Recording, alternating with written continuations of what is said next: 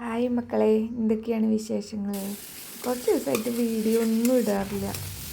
ഇന്ന് അത് കാരണം സ്പെഷ്യലായിട്ട് കുറേ നാൾ കൂടി കിട്ടിയതാണ് ഇടിയൻ ചക്ക. അപ്പോൾ അത് ഉപ്പേരി ഉണ്ടാക്കാൻ പോവുകയാണ് കേട്ടോ. ഇന്നത്തെ വിശേഷം അതാണ്.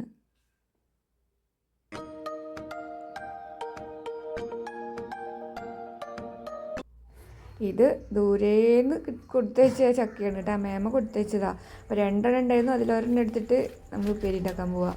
ആദ്യം തന്നെ അതിൻ്റെ ഞെട്ടൊക്കെ വെട്ടി കുറച്ച് നേരം വെച്ചു കേട്ടോ. അപ്പോൾ അതിൻ്റെ പശ ഇങ്ങനെ പോവുമല്ലോ.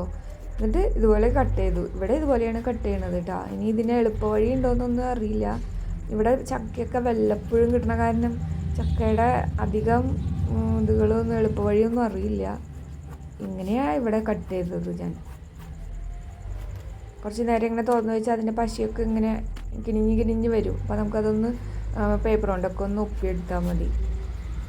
കയ്യിലും എണ്ണ ആക്കിയിട്ടില്ല കേട്ടോ. എണ്ണ ആക്കി കഴിഞ്ഞാൽ പിന്നെ കത്തി പിടിക്കുമ്പോൾ വഴുക്കി പോവും. അതുകൊണ്ട് ഇപ്പോൾ എണ്ണയൊന്നും ആക്കിയിട്ടില്ല കയ്യിൽ.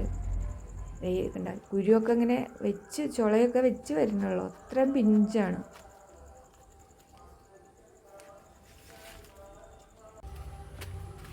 ഇടിയൻ ചക്ക എന്ന് പറഞ്ഞാൽ ഭയങ്കര കൊതിയാണ്. അത്രയ്ക്ക് ഇഷ്ടമായി ഇടിയൻ ചക്ക. വീട്ടിലൊക്കെ ആണെങ്കിൽ മമ്മി എത്ര ചക്ക കിട്ടി കൂട്ടാൻ വെച്ച് തരുന്നറിയോ. ഇവിടെ ചക്ക കിട്ടാൻ ഭയങ്കര പാടാണ്. വീട്ടിൽ ചക്കയൊന്നും ഇല്ല. ചക്ക എല്ലായിടത്തും ഉണ്ട് കേട്ടോ, പക്ഷെ നമുക്ക് കിട്ടാനുള്ളതില്ല. അതാണ് കാര്യം.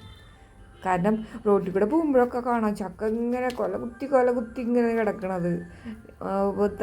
എന്താ പറയുക, താഴെ റോട്ടിലും പറമ്പിലൊക്കെ ആയിട്ട്. പക്ഷെ നമുക്ക് തിന്നാൻ മാത്രം ചക്ക കിട്ടുന്നില്ല.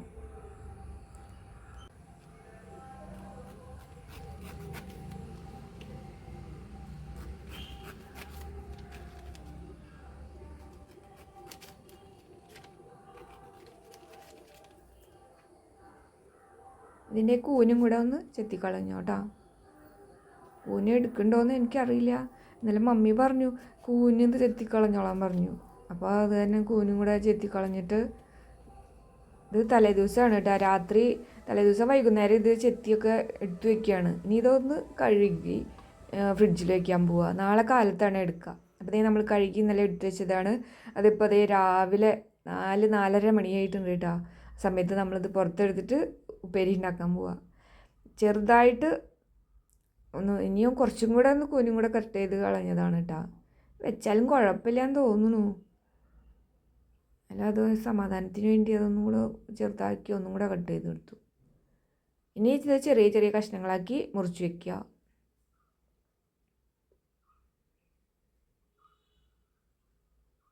ഇത് ഉണ്ടാക്കാൻ എളുപ്പമല്ല. ആകെ കൂടി ഇതിൻ്റെ പണിയെന്ന് പറഞ്ഞാൽ ആ മുള്ള് കളയണ പണി മാത്രമേ ഉള്ളൂ ഒത്തിരി ബുദ്ധിമുട്ടുള്ളത്. ബുദ്ധിമുട്ടൊന്നുമില്ല, പക്ഷെ പശയാവണതാണ് ഏറ്റവും വിഷമം. അപ്പോൾ അതെല്ലാം ചെറുതായിട്ട് മുറിച്ചു. അതിൻ്റെ നമ്മൾ കുക്കറിലിട്ട് കൊടുത്തു.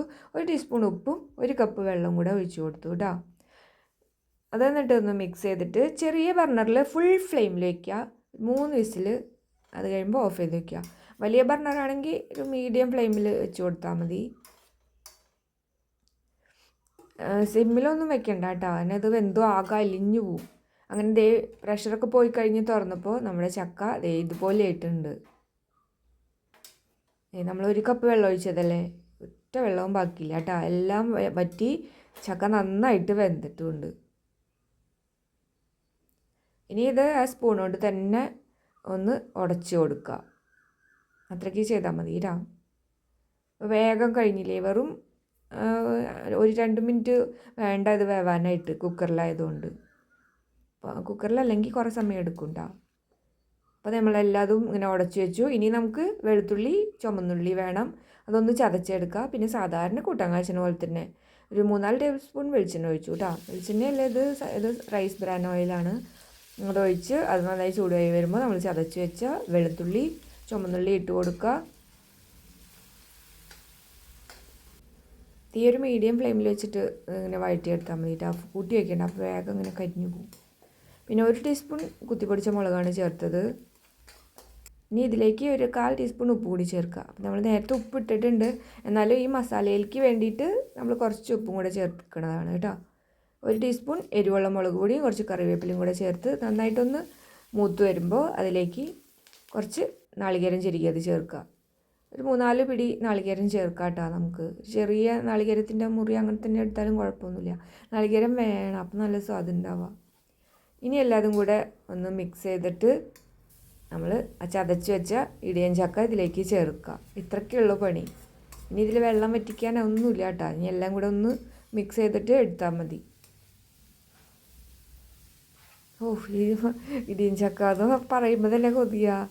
ഈ കറി ഇല്ല, ഈ ഉപ്പേരിയില്ലേ, ഈ ഉപ്പേരി വേണമെങ്കിൽ മുഴുവൻ ഞാൻ തന്നെ കഴിക്കുന്നുണ്ട്. അത്രയ്ക്ക് കൊതി എനിക്ക് ഇടിയൻ ചക്കത്തോരൻ എന്ന് പറഞ്ഞാൽ. അപ്പോൾ നമ്മുടെ തോരൻ റെഡി ആയിട്ടാ. ഇതിപ്പോൾ ഡേ ലൈറ്റിലാണ് കേട്ടോ ഇങ്ങനത്തെ കളറ്. മറ്റേത് അടുക്കളയിലത്തെ ലൈറ്റിൻ്റെ കളറായിരുന്നു. അങ്ങനെ ഇതാണ് നല്ല കളർ, നല്ല ഭംഗിയുള്ള കളറാണ്. അപ്പോൾ ഇതുപോലെ ഇടിയൻ ചക്കത്തോരൻ ഉണ്ടാക്കി നോക്കാത്തവർ ഇതുപോലെ ഉണ്ടാക്കി നോക്കാം കേട്ടോ. നല്ല സൂപ്പർ സ്വാദാണ്. വീഡിയോ ഇഷ്ടപ്പെട്ടെങ്കിൽ ലൈക്ക് ചെയ്യുക, ഷെയർ ചെയ്യുക, കമൻറ്റ് ചെയ്യുക. ഇനി അടുത്തൊരു വീഡിയോയിൽ ഒരു സിമ്പിൾ റെസിപ്പി ആയിട്ട് നമുക്ക് വീണ്ടും കാണാം. ബൈ.